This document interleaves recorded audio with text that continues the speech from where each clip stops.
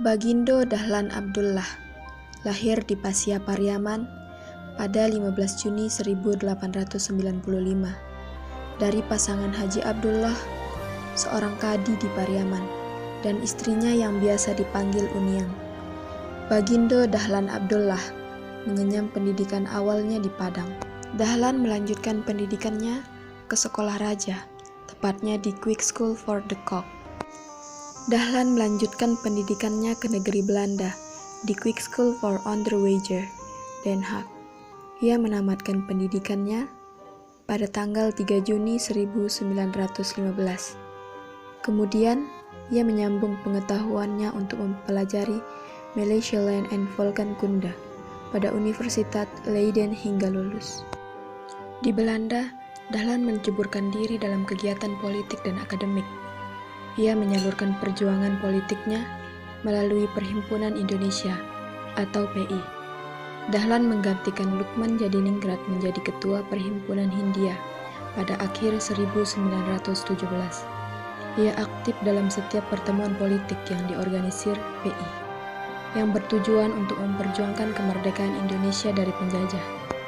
Pada tahun 1920, Dahlan diberikan tugas internship ke Mekah dan Kairo untuk mempelajari keadaan permukiman setelah Perang Dunia I dan keadaan mahasiswa Indonesia di Mesir. Tugas internship itu tentu digunakan Dahlan untuk menunaikan ibadah haji. Pada akhir tahun 1922, Dahlan kembali ke Indonesia. Sesampainya di tanah air, ia pulang ke Pariaman dan menikah dengan Napisah, putra dari Bagindo Jalaluddin Thaib, Imam Masjid Raya Pariaman di Kampung Perak. Pernikahan itu membuahkan seorang putra bernama Arsad atau Ajo Tanjung. Napisah berumur pendek. Setelah Napisah wafat, Dahlan menikahi Siti Akmar dari Sungai Limau pada tahun 1930. Siti Akmar adalah seorang guru di Masjid Normal School di Padang Panjang. Siti tetap aktif sebagai guru selama mendampingi suaminya.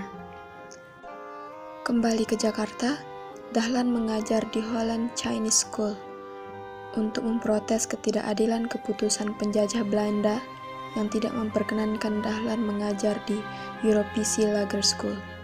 Kemudian Dahlan pindah mengajar ke sekolah Muhammadiyah yang ada di Jakarta, yang dianggap lebih sesuai dengan cita-citanya untuk memajukan pendidikan Indonesia di bawah naungan Muhammadiyah.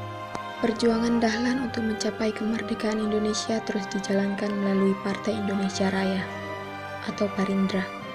Dahlan menjadi anggota Dewan Kota Batavia dari tahun 1934 sampai dengan 1942. Ketika Jepang mengambil alih Indonesia dari Belanda pada tahun 1942, Bagindo Dahlan Abdullah bersama para pemimpin Indonesia lainnya bekerja sama dengan Jepang untuk mengusir Belanda dari Indonesia. Pada bulan Juli tahun 1943, Bagindo Dahlan Abdullah bersama dengan Insinyur Soekarno dan beberapa pemimpin Indonesia lainnya bertemu dengan Perdana Menteri Jepang, Hideki Toshio, di Jakarta untuk membicarakan langkah-langkah yang harus diambil Jepang dan Indonesia dalam menghadapi Perang Asia Timur Raya. Setelah Jepang kalah dalam Perang Dunia II, kemerdekaan Indonesia diproklamasikan oleh Soekarno dan Hatta pada tanggal 17 Agustus 1945.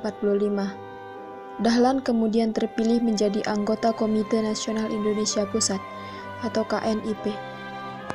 Setelah selesai menjalankan tugas di KNIP, Dahlan diajak oleh oknum-oknum nikah untuk bekerja sama. Tapi ia menolak bekerja sama dengan Belanda yang hendak menjajah Indonesia kembali. Ia dituduh non-kooperator. Belanda menangkap Dahlan pada bulan Agustus 1946 dan ditahan di penjara Streuschwitz, Batavia. Ia dituduh berbuat kriminal selama Jepang berada di Indonesia. Ia baru dibebaskan dari penjara sekitar Januari 1947, dan kemudian ia mengunjungi sahabatnya, Muhammad Hatta, di tempat pengasingannya di Pulau Bangka. Kiprah Dahlan dalam dunia pendidikan di Indonesia ialah menjadi salah seorang yang ikut mendirikan STI, yang sekarang dikenal dengan Universitas Islam Indonesia atau UII. Melalui rapat Masyomi pada tahun 1945. Pada tahun 1950, Dahlan diangkat oleh Presiden Soekarno menjadi Duta Besar Republik Indonesia Serikat untuk Kerajaan Irak, Syria, dan Transjordania yang berkedudukan di Baghdad, Irak. Beliau dilantik oleh Presiden Soekarno di Istana Merdeka pada 27 Februari 1950. Dahlan berangkat menuju Irak tanggal 27 Maret 1950 bersama stafnya bernama Mokhtar Mahjudin. Dahlan hanya sempat menjalankan tugas sebagai duta besar selama 3 bulan saja. Beliau wafatnya pada tanggal 12 Mei 1950 di Baghdad setelah mendapat serangan jantung. Kepergian beliau tidak sempat disaksikan oleh istri dan beberapa anak beliau, yang waktu itu masih berada di Jakarta. Jenazah Dahlan kemudian dimakamkan dengan upacara kebesaran di Masjid Syekh Abdul Qadir Jailani di Baghdad.